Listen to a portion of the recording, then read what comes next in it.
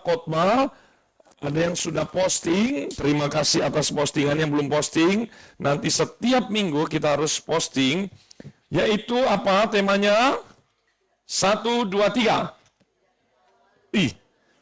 Ini tema yang kontroversi sebenarnya. Tidak tahu malu.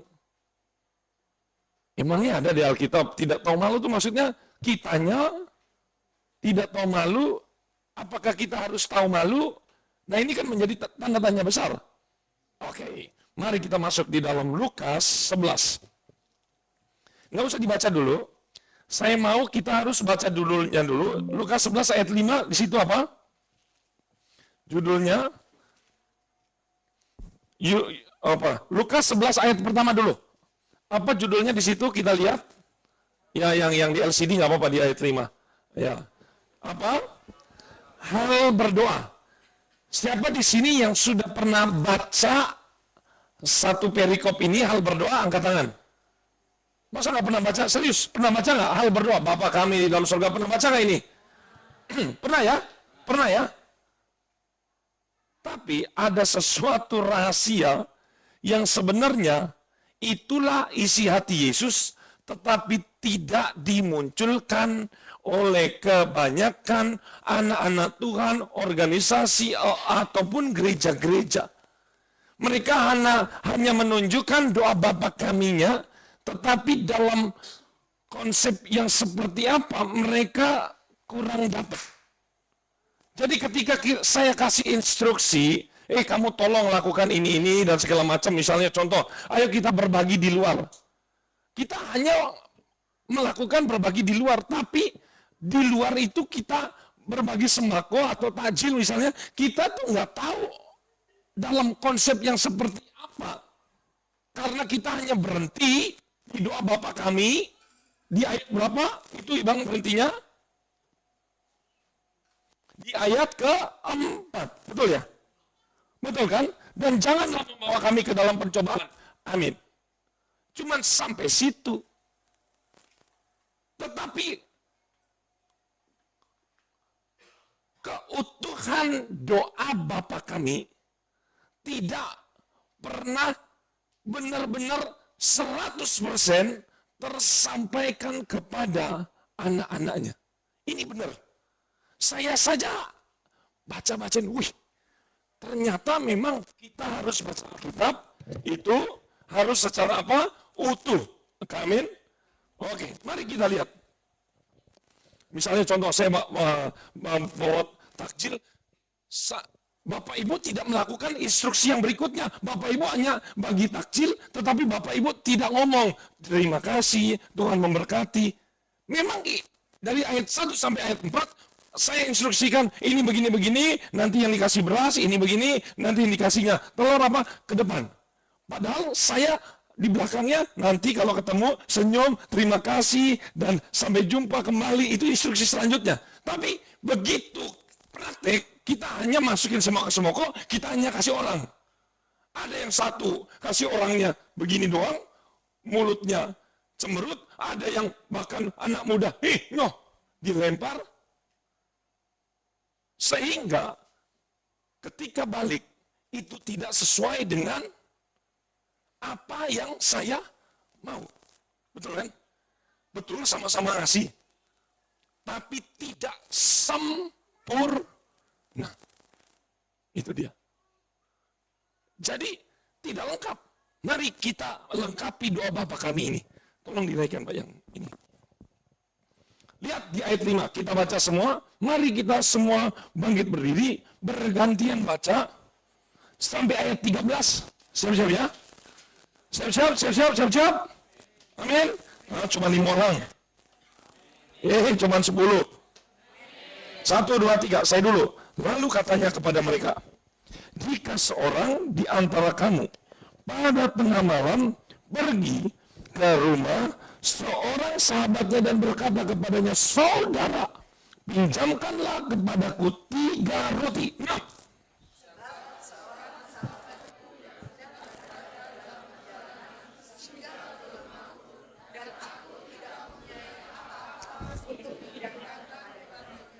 Masakan ia yang ada di dalam rumah itu akan menjawab, jangan ganggu aku.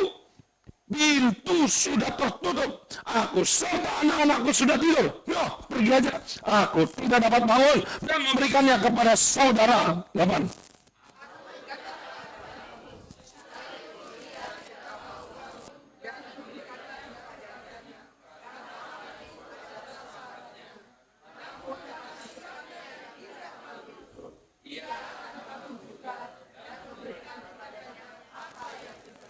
Oleh karena itu, aku berkata kepadamu, minta, maka kamu akan diberikan kepadamu. Carilah, maka kamu akan mendapat. Ketoklah, maka pintu akan dibukakan bagimu. 10.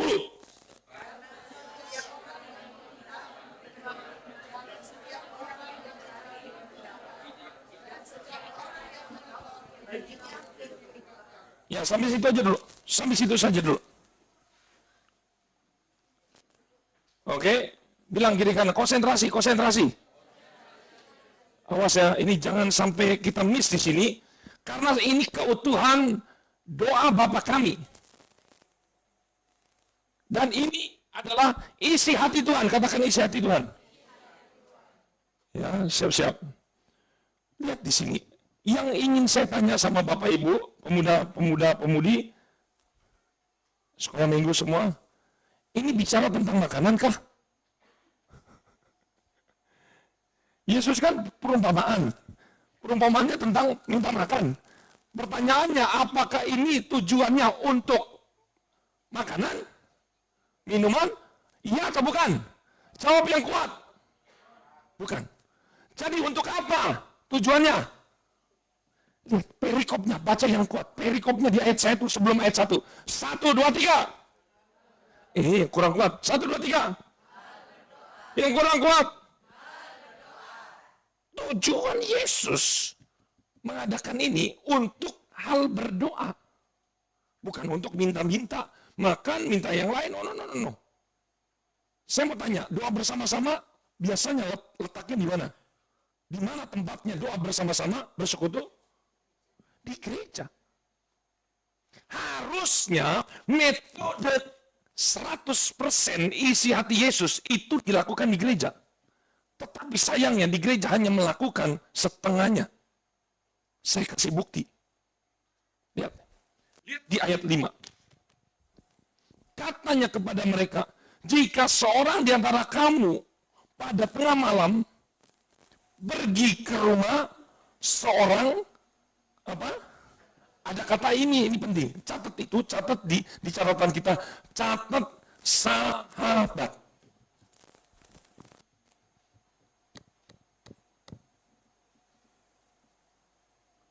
Coba, ini yang siapa ya? Berdua nih. Sini. Berdua. Mereka sahabat, kata lainnya adalah besti. Sini. Jadi gini. Kamu harus yang bertiga. Saya bertiga. Saya datang ke rumah Rahel. Siap-siap ya. Ini intinya. Saya mau simple tapi mengena dan Bapak Ibu lakukan. Saya datang ke rumah Rahel. Rahel nggak punya makanan karena di zaman dulu tidak ada Indomaret, Alfamart ataupun pasar malam. Artinya begitu sudah malam, toko dimanapun tutup. Jangan pikir, oh ya om ada pasar malam. Kita di sekarang ini dulu. Saya mau datang. Budaya Yahudi itu luar biasa. Kalau ada tuan yang datang, ada tamu yang datang, musafir siapapun itu yang nggak dikenal aja, disambut luar biasa. Apalagi yang datang katanya sahabatnya. Saya sahabat mau datang ke kamu, Rahel. Dia nggak punya makanan, tapi dia tahu konconya, bestinya di sebelah. Itu juragan beras, juragan roti, juragan ayam, dan juragan semuanya. Juragan 88. Bahasa promosi. Nah, kemudian yang kamu lakukan adalah kamu nggak punya, karena Rahel melihat Karen adalah siapa tadi? Katakan yang kuat. Sahabat. Kamu bilang, hai sahabatku. Ya. Karena sahabatnya, itu udah nggak usah malu-malu. Amin.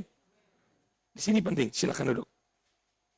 Kata sahabat ini menjadi kunci penting untuk hal berdoa. Ini saya mau tekankan nih pelan-pelan. Hal berdoa itu adalah komunikasi. Kalau ada orang teriak-teriak minta tolong sama saya, sedangkan saya sendiri nggak punya, sedangkan saya sendiri harus minta ke orang lain, percayalah saya tidak akan bantu. Percayalah, dia tidak akan ketok-ketok kalau yang datang itu bukan sahabatnya. Sampai sini mengerti? Paham ya sampai sini? Apa artinya ini? Pastikan hidup kita adalah sahabatnya Allah. Katakan sahabat Allah. Karena ketika engkau dianggap seperti sahabat Allah, keluarganya Allah, maka percayalah keinginanmu, kebutuhanmu, Tuhan akan jawab. Katakan Tuhan akan jawab. Tapi kalau bukan, jangan harap. Orang boleh KTP Kristen, tetapi mohon maaf, yang menjadi standar Allah bukan KTP kependudukan Indonesia warga negara Kristen. Tapi yang menjadi standar Allah adalah apakah engkau sudah ada di buku kehidupan? Apakah engkau sudah ada di KTP yang namanya warga negara surga atau belum?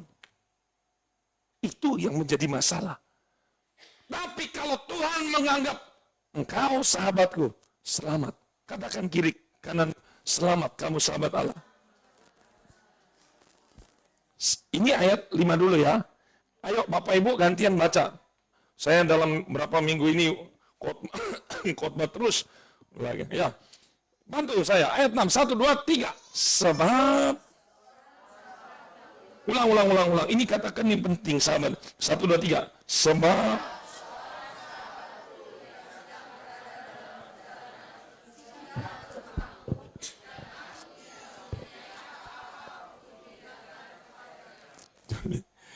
ini adalah kepepet. Apa? Kepepet. Kalau orang kepepet itu nggak tahu malu. Udah kepepet nih. Sebenarnya dia nggak enakan juga sama sebelahnya, udah tidur, istrinya, anaknya udah tidur, masa kedua. Tapi karena bilang gini, kepepet. Tapi untungnya dia adalah sahabat. Selamat. Ini bicara makanan atau bukan? Ini bicara doa. Ngerti nggak ayat ini ngomong apa? Ayat ini sebenarnya isi hati Yesus kasih perumpamaan.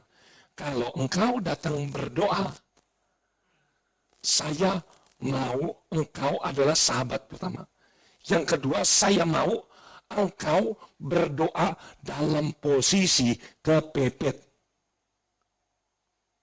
Yang tidak tahu malu. Kalau yang tidak kepepet gimana? Itu seperti budaya Jawa. Kalau mau minta tolong, lihat bertamu dulu, tok, permisi, boleh saya masuk? Ya, udah masuk. Gimana Pak ngobrol? Dari timur ke barat, utara, selatan, betul ya? Itu kan, apa ya, tata krama ya? Apa namanya? Mau ini, ya, kan ada nggak langsung, pinjam uangmu. Gitu ada nggak? Bukan, itu nggak begitu. Tapi rata-rata diajak ngomong, diambil hatinya dulu, betul ya? Muter-muter, diambil gitu, udah begitu, terakhirnya, iya Bapak mau apa? Iya Pak, ini baru maksud dan tujuannya keluar. Itu namanya terstruktur, masih sopan. Tetapi Tuhan mau ketika kita dalam berdoa, itu tradisi yang model muter sana, muter sini, berperibahasa, berpuisi indah, mau apa, sana ke sini, apa segala macam. Tolong nyalain lampunya. Itu tidak perlu dipakai. Tuhan tidak suka dengan orang Kristen yang muter-muter, yang merasa tidak butuh, yang resmi seperti ini. Kalau Bapak Ibu datang ke saya, Om Jerry sibuk nggak? Kalau Om bisa ke sana nggak? Itu masih resmi. Tuhan nggak suka begitu. Tuhan mau ketika kita berdoa kepadanya pakai emosional orang kepepet. Saya mau tanya, emosional orang kepepet gimana? Muter-muter atau to the point? Tuhan mau. Tuh Pak, dia Tuhan loh Pak. Kok kayaknya kita nggak sopan? Itu pikiran saya dan Bapak Ibu. Tapi itu bukan maunya Tuhan. Ayo. Saya menanya, ini tentang makanan? Bukan. Ini tentang doa. Tuhan mau kita berdoa to the point. Oh, jangan muter-muter kayak tetanggamu sama. Anggaplah Tuhan bestinya kita yang ketika mau curhat, kita mau ngomong, kita lampiaskan. Kalau Bapak Ibu ngobrol sama saya, pasti kan banyak yang difilter, banyak yang disaring kan? Karena saya bukan bestinya kan? Tapi kalau sama besti ada yang ditutupin. Enggak ono. Semua luapannya keluar. Makanya Daud itu hebat. Daud itu menganggap Tuhan bestinya. Dia marah-marah ngomong ke Tuhan. Dia kesel, dia ngomong ke Tuhan. Lihat aja Mazmur Daud itu. Isinya. Tidak ada yang difilter-filter. Semuanya dia kasih tahu. Ini keren. Amin. Jadi, mulai hari ini, ubahlah cara berdoamu. Jangan berdoa yang muter-muter, berpuisi indah, wow, kata-kata indah, muter-muter seperti orang Farisi, wah, ngalor ngidul apa segala macam, baru maksud dan tujuan. Tidak. Anggap Tuhan seperti besti, katakan besti. Ini bukan kata saya loh. Saya mau bilang, inilah yang biasa dilakukan gereja. Menjunjung tinggi moral, bagus moral. Menjunjung tinggi kesopanan, saya katakan itu bagus. Itu yang sering dilakukan gereja-gereja pada umumnya, betul kan? Tapi yang saya mau nanya, apakah ini maunya Tuhan? Ayo, lebih menuruti kemauan Tuhan atau lebih menuruti kemauan manusia? Siapa yang kau pilih? Siapa yang kau pilih kah? Enggak ada suara. Tuhan kan? Siap-siap masuk ke ayat 7. Bapak Ibu baca. 1, 2, 3.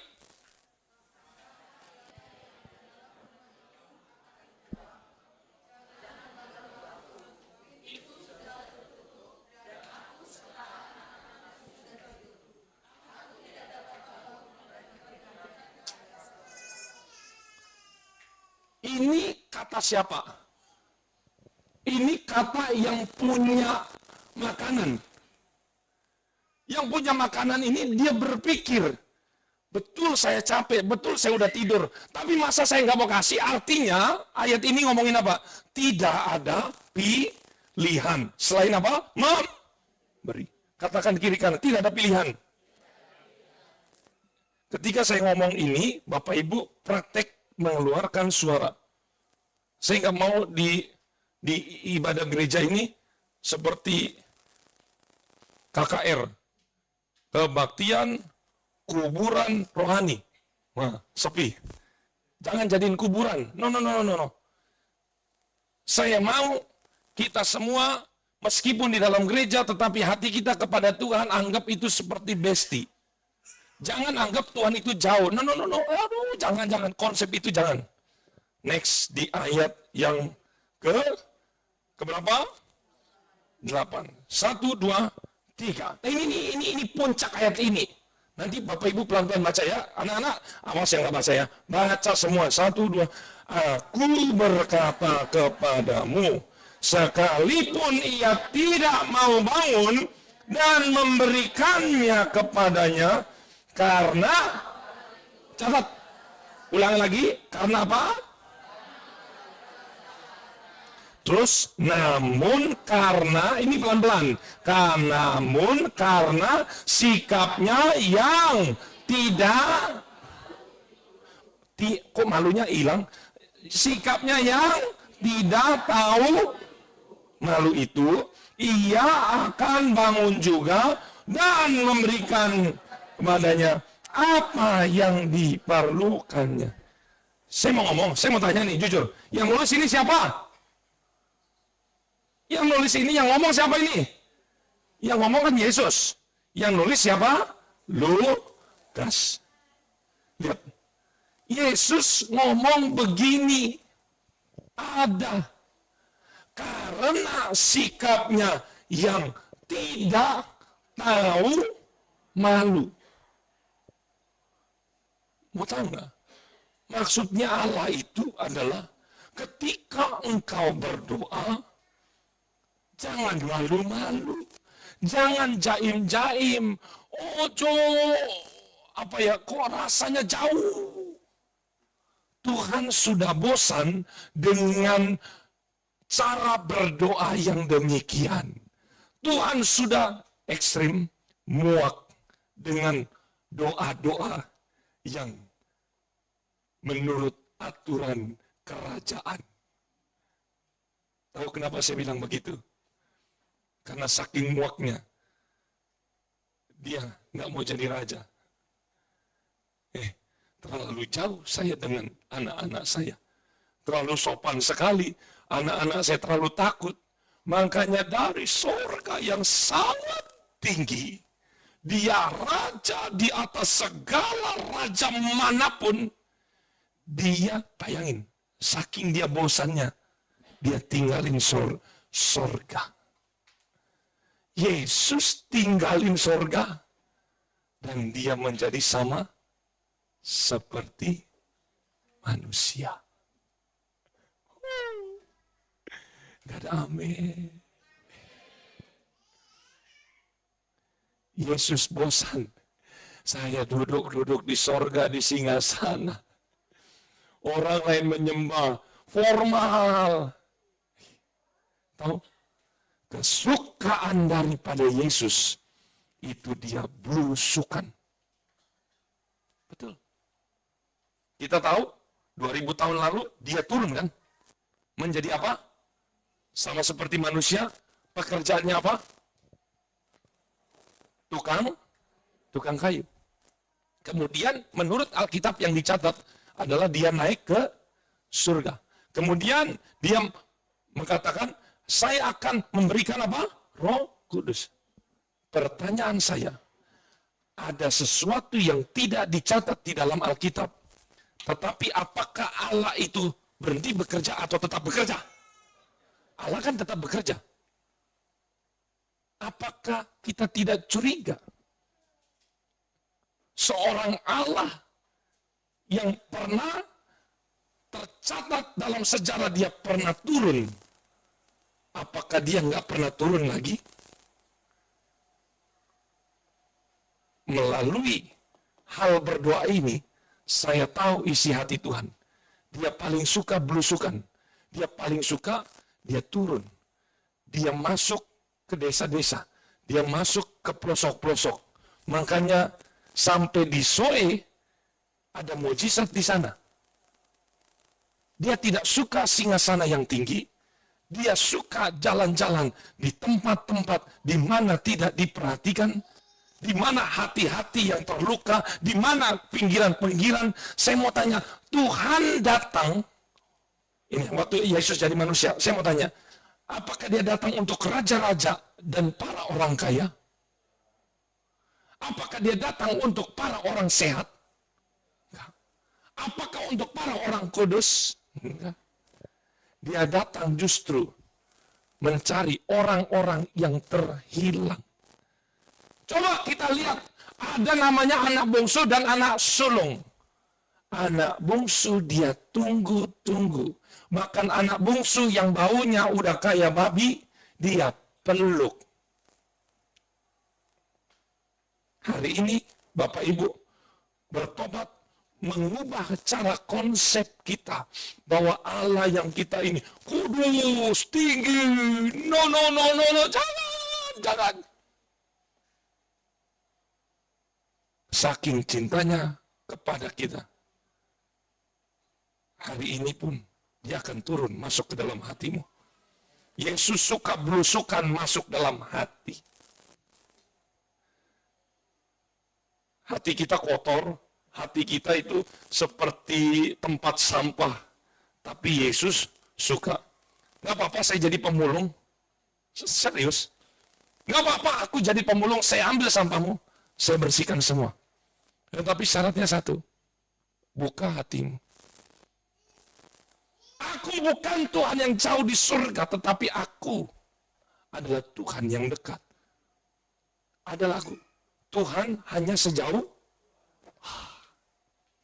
Tapi kalau doa kita jauh, Bapa yang di surga ini di tempat maha tinggi, Engkau mempunyai puisi yang indah, puisi yang indah. Maka Tuhan Yesus bilang, aku nih ngarepmu ya, ngadeg nih ngarepmu. Ngomong apa di surga? Yang engkau harus lakukan, lagi-lagi Allah bicara, sahabat. Sahabatnya masih jauh atau udah datang? Sudah datang. Kalau di sini konsep Tuhan yang memberikan berkat itu gimana? Tetangganya sebelah. Betul kan? Tadi yang juragan-juragan itu di mana? Tetangganya. Di mana? Sebelah. Ternyata Tuhan ngomong melalui perumpamaan ini. Aku nggak jauh-jauh. Aku di sebelah kamu. Amin. Haleluya. Ayat 9 kita baca semua. 1, 2, 3. Oleh karena itu, mintalah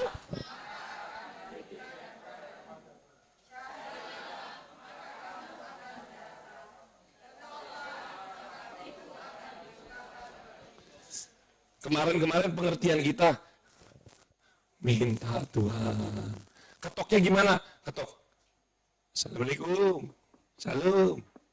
Misi. Itu sopan kan? Ini orang kepepet bukan? Orang kepepet? Bukan ya?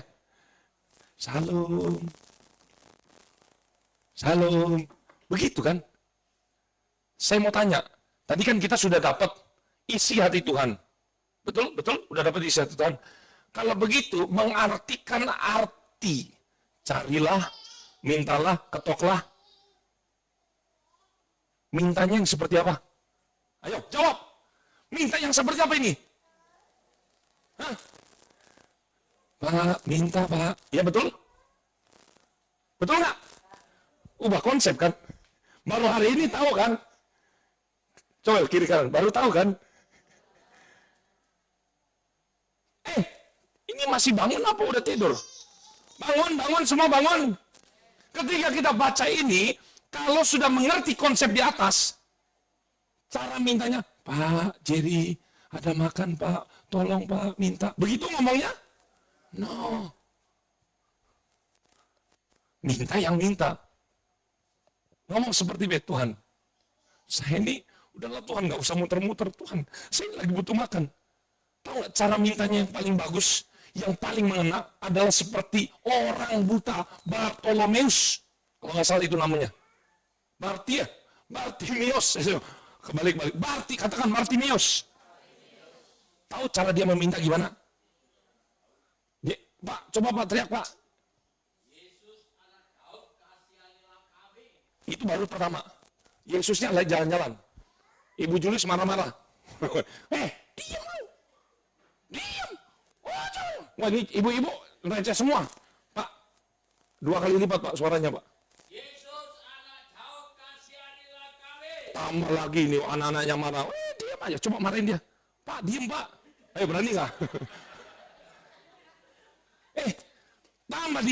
Tambah dimarahin, tambah tidak tahu. Pak, yang paling kuat Pak. Emosi Pak. Pak. Yesus anak Daud, kasihanilah kami. Beri pujian bagi Yesus. Kalau berdoa, kalau ngomong sama Tuhan, jangan malu. Saya tahu Ibu Tri suaranya kecil, nggak harus seperti suara Pak Sugeng, tapi semaksimalnya kita dia teriak, apa yang gemes, nggak usah ada sekat. Yesus paling tidak suka sekat-sekatan. Tahu nggak? Karena sekat-sekatan bait Allah itu dihancurkan. Amin. Karena bait Allah itu isinya apa? Yang masuk boleh imam. Nggak boleh berisik, ada anaknya. Nanti marah. Masuk cuman imam besar, digoyang-goyang lupa.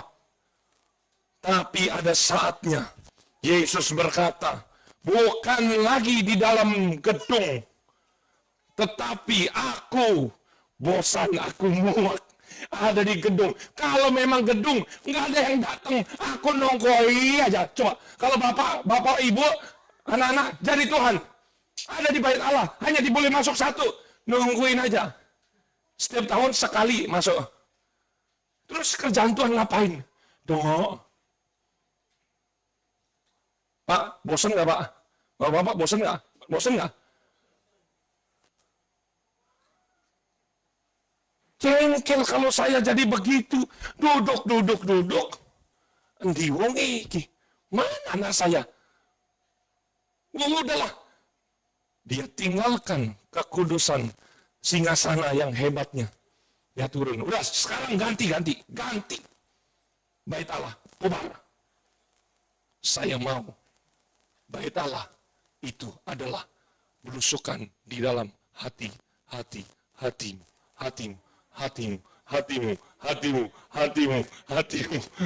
Dia mau masuk dan berdiam supaya Tuhan mau berkomunikasi. Wah, ini keren loh. Bapak Ibu belum pernah jadi raja sih ya. Tapi kita coba bisa berpikir, saya juga semua belum pernah jadi raja.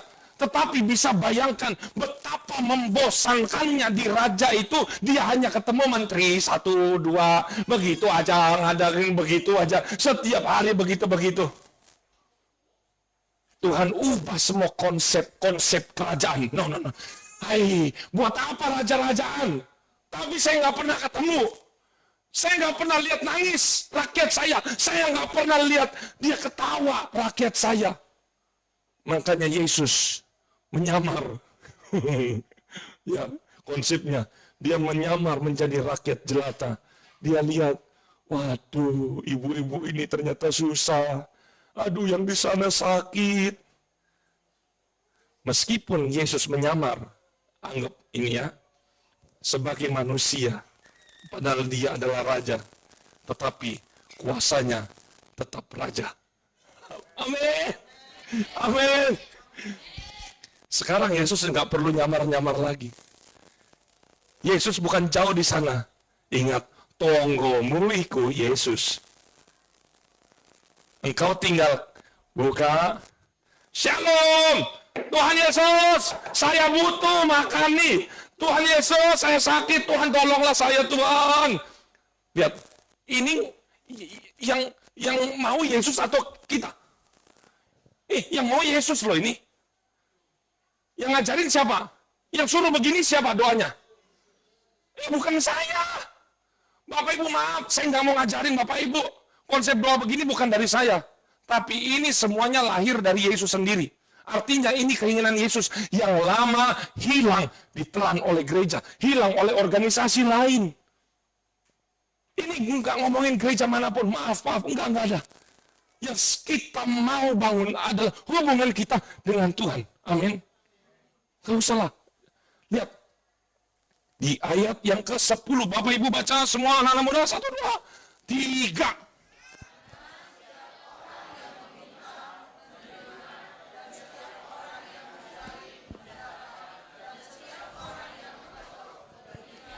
Tahu nggak? Kalau yang nggak tahu malu gitu, gini. Bahkan Tuhan mengizinkan begini. Jerry, kalau nggak dibukakan, ketok. Sekali ketok nggak dibuka, ketok. Bapak Ibu, tolong. Kalau ketok yang nggak tahu malu itu gimana? Maaf ya, bukan hanya dengan tangan. Kalau tangan pun udah capek, kalau perlu dobrak. Tahu prinsip doa. Berdoalah sampai dia membuka pintu. Itu nggak sopan loh. Saya mau katakan, ada banyak ayat di Alkitab perempuan 12 tahun pendarahan. Apakah dia sopan? Saya nanya, sopan? Menurut dia moralnya bagus, dia udah deketin. Secara adat, dia nggak sopan. Secara hukum Yahudi, dia harusnya dilempari batu karena dia najis. Dia langgar itu semua. Bodoh amat.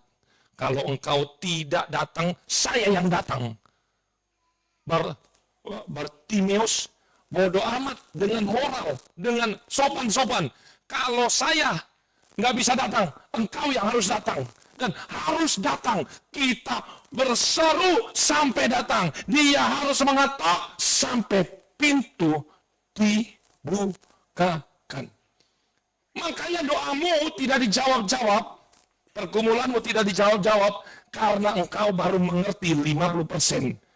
Ya betul, doanya begitu. Tetapi yang inti paling luar biasa adalah di bawahnya. Yesus sudah kasih tahu nih perumpamaannya seperti ini. Kenapa engkau masih memakai konsep kemah Musa? Engkau masih memakai konsep bait Allah yang terstruktur. Mau ke Tuhan tuh harus, misalnya nih, mau lapor presiden, harus lapor RT, RW, kelurahan. Habis itu apa? Camat, bupati, gubernur, menteri-menterinya baru nembus. Lama kesuwen, bilang dirikan kesuwen. Sekarang kita sudah punya akses langsung. Tidak perlu lagi perwakilan saya. Untuk Bapak Ibu diampuni dosa. Tidak perlu perwakilan saya. Bapak Ibu minta segala sesuatu kepada Tuhan. Betul saya wakil Tuhan. Tetapi Tuhan sudah berikan akses. Kalau engkau mau, pakailah konsep ini. Tidak tahu malu. Ulangi lagi. Tidak tahu malu. Ulangi lagi. Tidak tahu malu. Makanya kalau kita berdoa, kita menyembah, jangan malu-malu. Kalau engkau berdoa, menyembah, memuji Tuhan, pakailah konsep Raja Daud. Raja Daud ketika tabut Allah datang, istrinya bilang, edan. Wong gila, dia nari-nari. Bagi manusia, memang begitu. Tinggal saudara pilih. Mau ikut maunya manusia, atau ikut maunya Tuhan.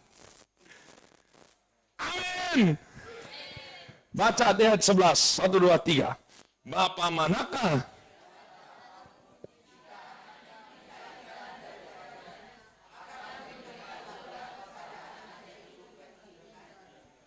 Ini perbandingan ya. Ayat 12. Atau jika ia minta telur, akan memberikan kepadanya kalajengking. Ayat 13 kita baca yuk sama-sama.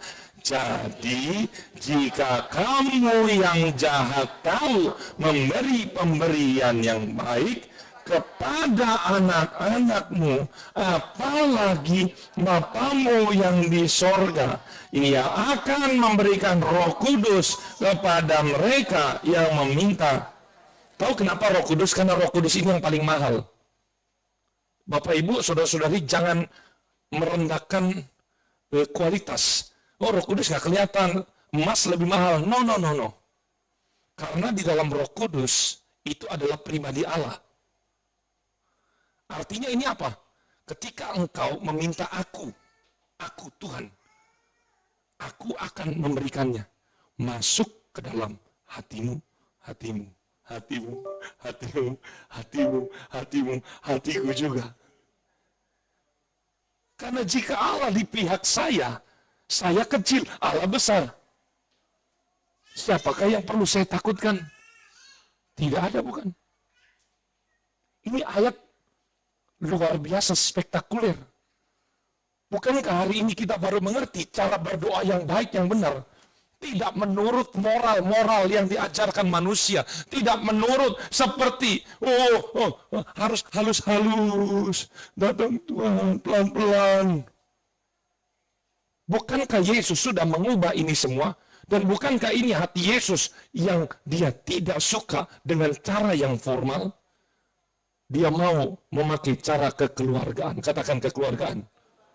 Dia mau dia Bapa dan kita anak. Ada nggak anak-anak kalau minta sama orang tua berpuisi dulu? Dari barat lari ke timur, selatan dan utara. Mama cantik, siapa yang punya? Begitu. Nah, Ada begitu anak-anak yang ada apa? Kalau nggak ada perlunya, nggak telepon, nggak WA, betul? Tapi begitu ada perlunya, langsung teleponnya. Kamu telepon, kangen ya? Enggak, saya kangen duitnya. Ini biasa anak kos, betul. Telepon kalau ada, mau ada muter-muter dulu, nggak ada kan? Lakukan aja seperti itu. Nggak usah menjadikan pribadi Allah itu jauh. Apa yang Allah buat dekat, jangan dijauhkan. Amin. Apa konsep yang mau Allah itu dipermudah, jangan dipersulit. Katakan jangan dipersulit. Memang orang-orang tuh sukanya dipersulit. Kalau bisa dipersulit, ngapain? Dibikin gampang. Sebenarnya ini ada banyak. Tetapi sudahlah, sampai sini dulu. Saya mau katakan pada saat siang hari ini. Inilah konsep cara berdoa. Inilah konsep cara beribadah. Tidak tahu malu. Kalau engkau tahu malu, artinya engkau keluar dari isi hati Tuhan. Makanya kalau kita berdoa memuji Tuhan, kita mau angkat tangan satu, mau angkat tangan dua, boleh. Kita mau loncat-loncat, boleh. Kita mau nangis, boleh. Kita mau teriak, boleh. Mau jadi seperti orang gila, tapi saya yakin di dalam Roh Kudus kita akan menjadi teratur yang namanya. Amin. Karena saya nggak pernah satupun ketika saya tumpang tangan dia rebah. Sebenarnya kenapa sih Om Jerry jarang ngadain altar call, tumpang tangan. Oke, mungkin bisa, tetapi saya ingin mengajarkan bahwa dari tempatmu duduk itu juga itu mempunyai kualitas yang sama ditumpangkan tangan. Kita mau bertumbuh. Kadang Musa itu Tuhan katakan, pukullah batu itu, maka batu itu akan mengeluarkan. Tapi yang kedua, firman Tuhan katakan, perkatakan saja batunya. Artinya saya nggak nyenggol, nggak senggol-senggol. Aman, sama aja. Kita mau buat perubahan. Kalau berdoa menyembah, jangan malu. Ketika kita malu-malu, berarti engkau sudah tidak seturut maunya Tuhan. Pilihlah. Engkau mau maunya Tuhan atau jaim Om, yang sebelah nanti dibilang gila. Lebih baik manusia dibilang gila seperti Daud daripada Tuhan bilang engkau gila karena engkau biasa-biasa aja. Kalau engkau biasa-biasa aja, Tuhan, bosen, iki opo, ibadah apa, garing lah, wis ngali. Mohon maaf ya, saya nggak ngomongin apa. Penentuan hadirat Tuhan, kehadiran Tuhan, kemuliaan Tuhan, glory Tuhan, pribadi Tuhan hadir di sini tidak ditentukan dari seberapa besarnya gereja. Meskipun kita punya visi besar, punya gereja besar, dan ini menjadi peringatan keras. Kalaupun Tuhan izinkan memberikan kita gereja yang besar, jangan sampai Tuhannya dikecilkan. Amin. Tuhan harus lebih besar. Tuhan yang ada di sini yang besar, di sana juga besar. Dan jangan sampai kita ada sekat. Hari ini, Tuhan ada di depanmu. Katakan, masuklah Tuhan. Bilang, masuklah Tuhan. Mari kita menyembah Tuhan. Pak, solo Pak, nyanyikan. Yehova Rafa. Haleluya. Haleluya. Haleluya. Panggil nama Allah. Nama hei kosot entikantes. Oh yaman nama Allah. Ampuni kami. Seringkali kami mau terlihat indah di depan manusia, tetapi itu menjijikan bagimu Tuhan. Karena firman Tuhan berkata, setiap air matamu tidak terbuang sia-sia. Ada kirpat, ada botol air matamu ditampung oleh Tuhan. Bahkan ada banyak ayat Tuhan suka jeritan, suka teriakan setiap umat-umat yang minta tolong. Jehovah Jireh, Kau sediakan. Jehovah Rafa, Kau sembuhkan. Jehovah Nissi, kemenangan kami percaya. Jehovah Shalom, Jehovah Shalom, Kau menyatakan. Jehovah Shalom, Kau beserta. Jehovah Sabaoth, Kau bergerak, kami percaya.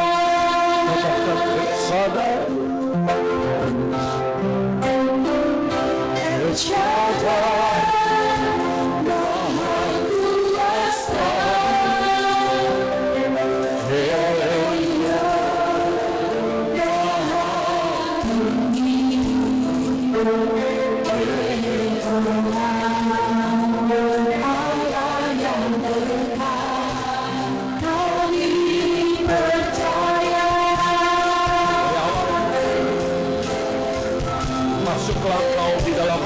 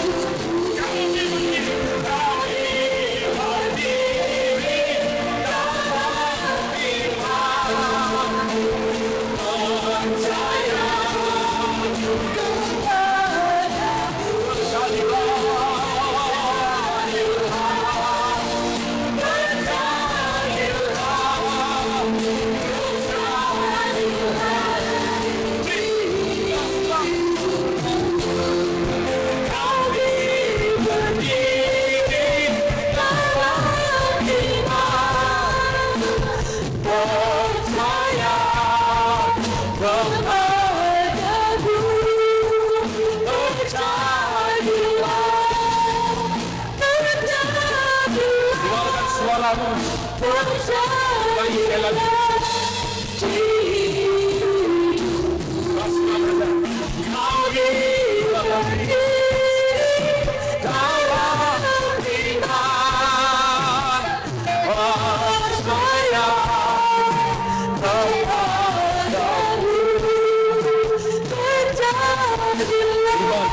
Iman.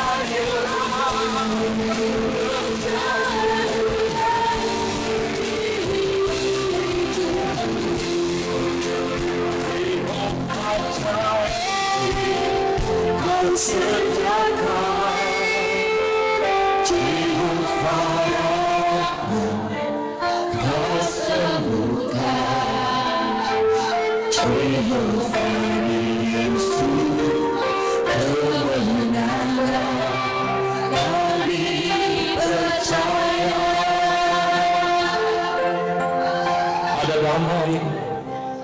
Jehovah Shalom, damai dunia. Jehovah Shalom, Kau beserta. Nama Tuhan disambut. Jehovah Sabaoth, Kau berperang. Kami percaya. Katakan El Shaddai, kemegahan. El Shaddai, Maha Kuasa. El Elyon, Maha Tinggi. El Olam, Allah yang kekal.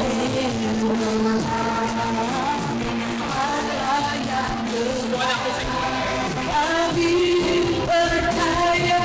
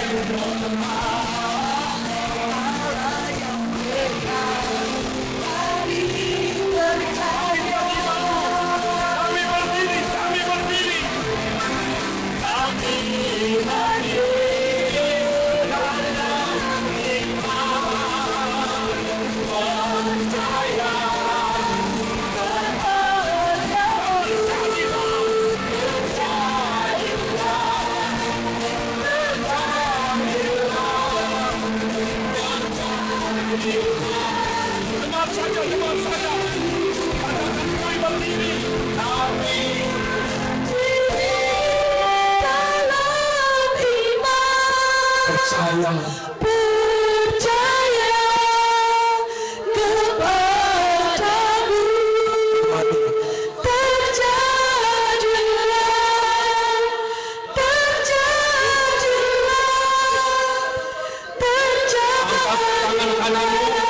Tangan kiri dipegang, ditaruh di dada. Kami iman. Minta, cari, ketemu. percaya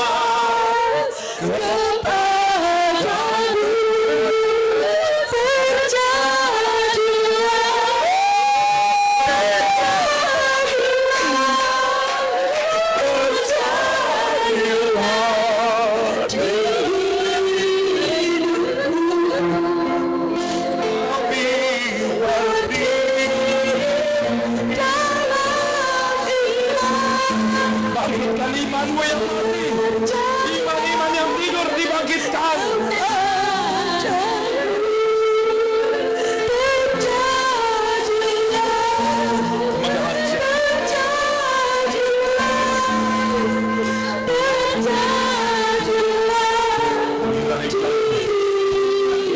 Katakan, kami berdiri, kami berdiri.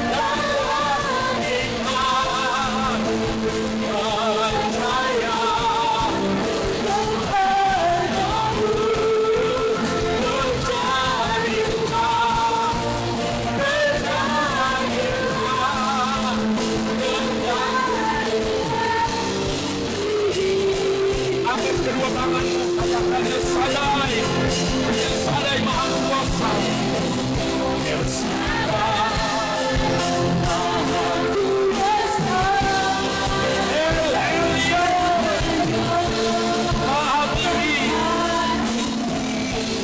El Olam,